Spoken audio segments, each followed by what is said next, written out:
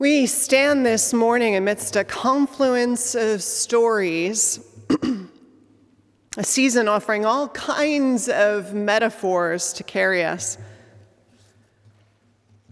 First, there is Persephone, dragged into the underground by her uncle Hades to be his wife, wondering what the future will hold.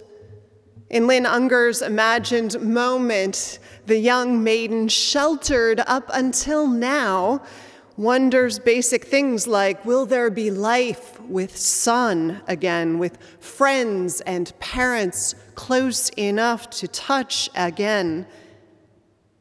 In all her not knowing, she could be us. Never again to forget, even when rescued from some of this, how close death sits, always under our feet.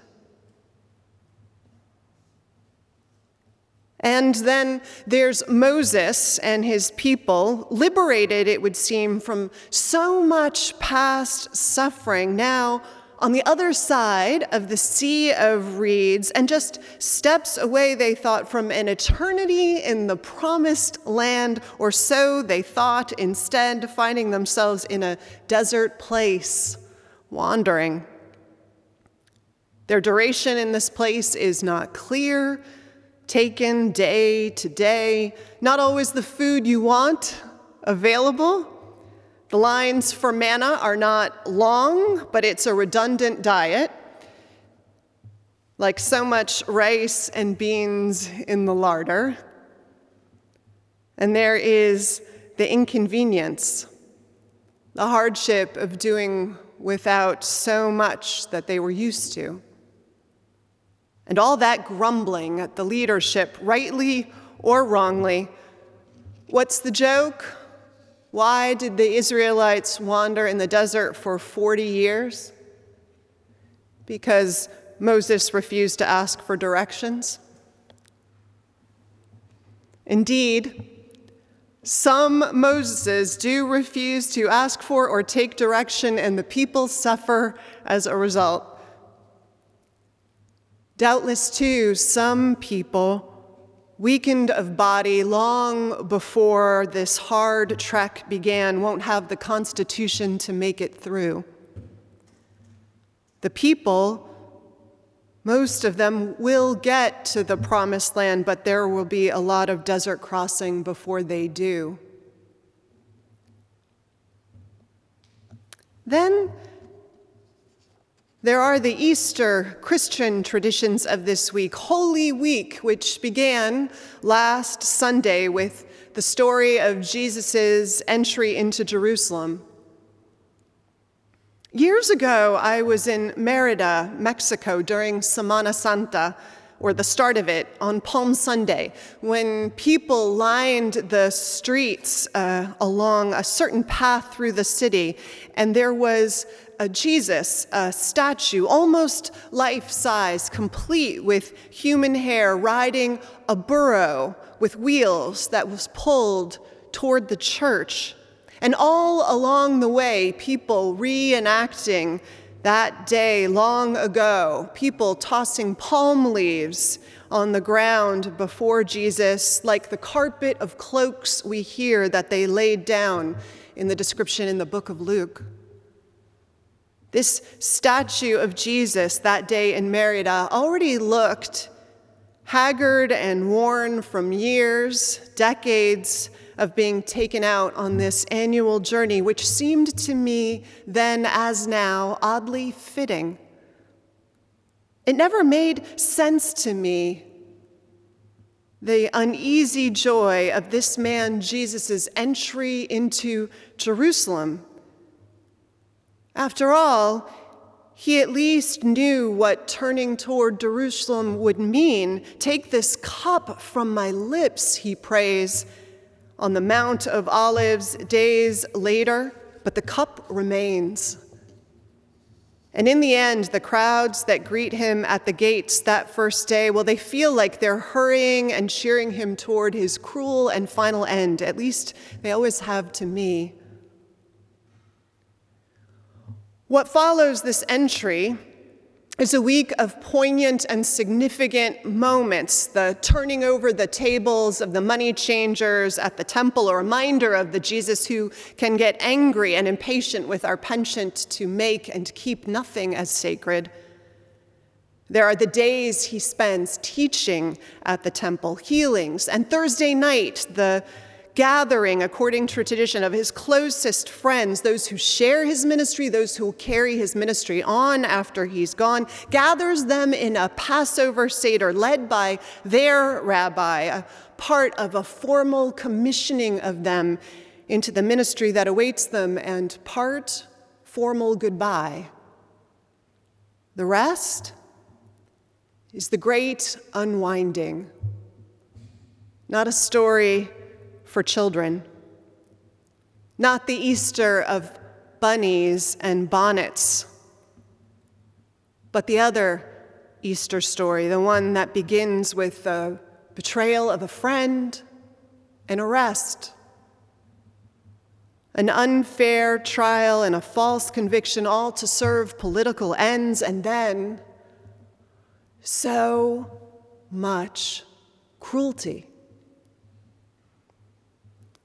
We human beings who have an extraordinary capacity for kindness and courage, for generosity and grace, are reminded at least once a year in our ritual lives, those of us who at least tell and retell this Easter story, we're reminded of this other side of who we can be, of how sometimes we don't ease the tide of human suffering howsoever we can. Instead, we seem to urge it on.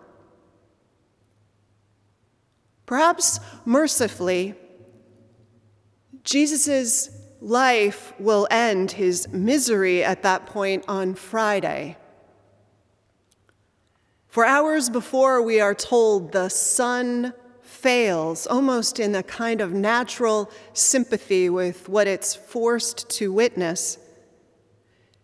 And when he breathes his last, we're told that the curtain at the temple rips, though no hand is there to tear it.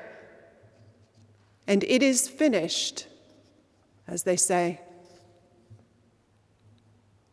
It's a rough week, Holy Week. A story in which evil triumphs, where cruelty and lust for power win out over wisdom and kindness, in which sectarian tribalism crushes gorgeous courage and these sweet and insistent pleas for unity.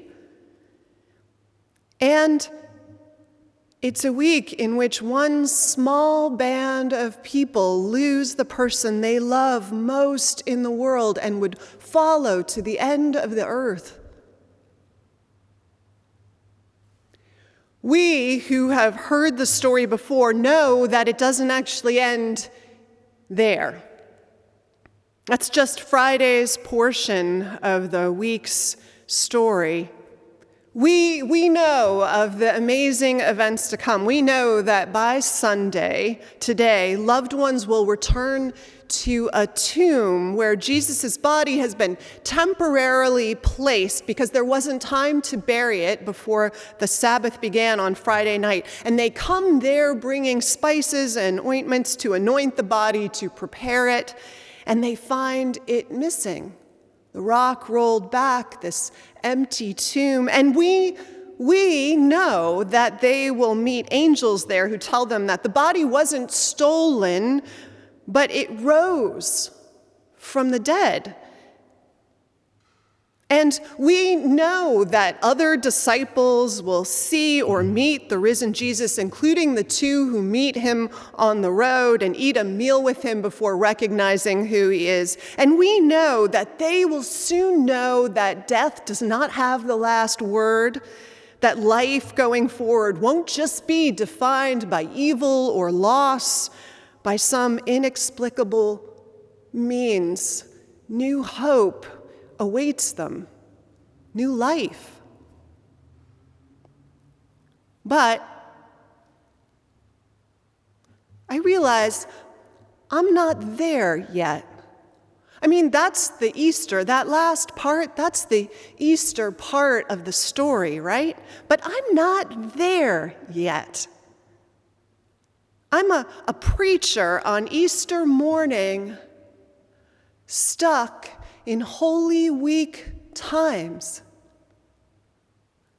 And I wonder how many of you are too. I mean, Holy Week from the gates of Jerusalem onward is what? It's this journey toward predetermined loss and hardship and suffering. And my friends, that's the journey we're on. That's the backdrop of it, at least. That's the defining condition, or one of the big ones right now. We in San Francisco, we are lucky. We have bent the curve for now, but even with the bending right now, people are sick and dying or lost to us already. We rang the gong to them. 112,000. And before a vaccine is discovered and manufactured, or a medicine is found that can suppress the viral response to a slow march of reproduction to give our bodies time to fight it, until then, this road is somewhat about predetermined loss and struggle, isn't it? How much loss? We don't know. What it will look like on this journey entirely is mystery in part. But the minute we stepped into the COVID-19 chapter of our lives, we knew this is what it would mean. As much as Jesus knew some of what his journey into Jerusalem would mean. I imagine the day the vaccine arrives in shipments large enough to start protecting the most vulnerable and then the rest of us. And I imagine the day some discovery liberates us from fear. And I imagine that day all of us pouring out in the streets into something like ticker tape parade meets Mardi Gras on a scale unparalleled, that day will be Easter for me, an Easter for me, when ventilators and N95 masks go back into storage and healthcare professionals go on vacation to Disneyland with their kids and their elder parents. And folks with lupus breathe a little easier without masks on their faces. And choirs sing shoulder to shoulder Thursday night at rehearsals, and no one gets sick. That will be my Easter. But we're not there yet. For me, for some reason, the image that feels most real, the one that sticks with me, is of those two disciples on the road to Emmaus. Many of you, I'm sure, know the moment. It takes place after the empty tomb is discovered. These two disciples, they've heard about all the events there, about the angels and what they said, but that all feels like a tall tale to them. We aren't even really told why they're traveling to Emmaus, why now, but we are told that they're deep in conversation about what has happened, and we can imagine what that conversation might be. The raw feelings of searing loss that they're holding and naming together, the existential, groundbreaking confusion about how to live through it and what awaits them as disciples of this man afterwards, they who are counting on him to guide their lives and shape their work and call. We imagine them talking about all of this and what it means and how to get through it. And you and I know, it's unfair how much we know, We know that in a moment, another traveler is going to join them on the road, and this traveler will talk and teach and eat with them when they ask him to, and that only at that meal will they realize, will the scales fall from their eyes, and they'll realize who it is they have been traveling with, and then they'll have a sense of the way forward. But just before that is the moment. Just before that, well, it's the moment that feels like this moment to me. Just before they're joined by this mysterious stranger, just then, just them, walking, holding all of it, trying to figure out a way through it together. To me, that's this year's Easter. I mean, we know there will be life after this hard chapter. We know most of us will get there. We know we'll come through it, not entirely what it will look like, but where we are right now is on the road, keeping company, wondering, journeying into the unknown, all of us a little bit afraid, a little unsure, but maybe too knowing that sometimes life is like this. That sometimes in desert times you just keep company until you find your way to the edge. And until you finally know where all this was taking you toward or to. Maybe today we're not the Persephone who soon enough is going to be liberated to go outside and feast at her father's table with her mother by her side and the rest of her family, but instead we are the Persephone who sits wondering how long she's going to be in this unfamiliar place with all of its death, knowing too that that place will change her. Maybe we're the Israelites arriving eventually at the land of milk and honey, but not quite there yet. Maybe, as Kathleen McTeague said in the reading that Allison shared, right now we're being opened and cleansed, though, in some necessary way. And why not? Why wouldn't we be? I mean, wisdom and compassionate. Hasn't it always been what we are able to take away, the door prize to chapters of suffering for those of us who can stay open-minded and open-hearted in the midst of them?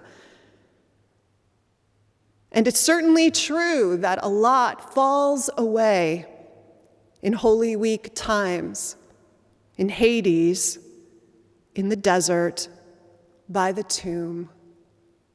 In those places, one learns what matters. It's hard not to. For me, the good news of all this hardship we face is that when spring is sprung, or we arrive at the promised land, or we wake on the real Easter morn and we begin the next chapter of life on the other side of struggle, that you and I will begin with a new kind of clarity and a depth about how it is we'll rebuild and on what ground. And then we'll have a sense, a lived sense of what life looks like on Easter, what hope on our two legs looks like. Bless us in our journeys then, through hard places and into the liberations and hope that await us on the other side, because they do. Happy Passover, everybody. Happy Easter. Happy spring, everyone. Hold one another close and tender so we arrive safe and together on the other side of the story. I love you. Amen.